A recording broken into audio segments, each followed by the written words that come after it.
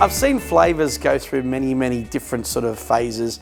I just think we tend to get overzealous when it comes to flavours, and I think what we have to do is strip things back.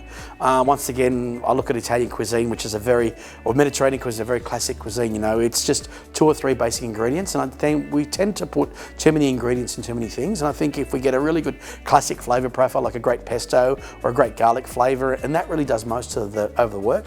One of the great quotes about Italian food is, we don't use as much garlic as you think we do, right? We don't use that much garlic. So if you think we're using bucket loads of garlic, we're not. And even the Greek and the Lebanese and the Turkish cuisine, they're using garlic as a highlighter. So these flavours are designed to accentuate, if you like, just a highlight. And you know, you use basil, which is a fantastic flavour, but once you put other things on top of basil, then the basil starts to become basil.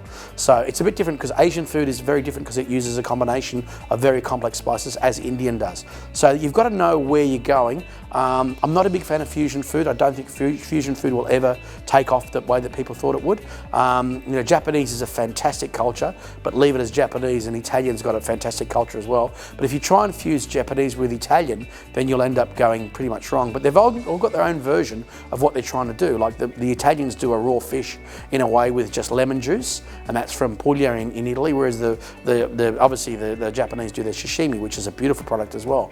But it's got its own rules and regulations, and those have been developed over thousands of years, so don't play with it. You know, it's like coffee, don't play with it, you know. But of course, in Australia, we like to play with things and we like to experiment, and that's what we do, and that's the fun part of being in Australia. We break all the rules, and sometimes those broken rules actually end up as food trends around the world, like they do with coffee, because exporting our coffee culture to the world has become really prevalent now.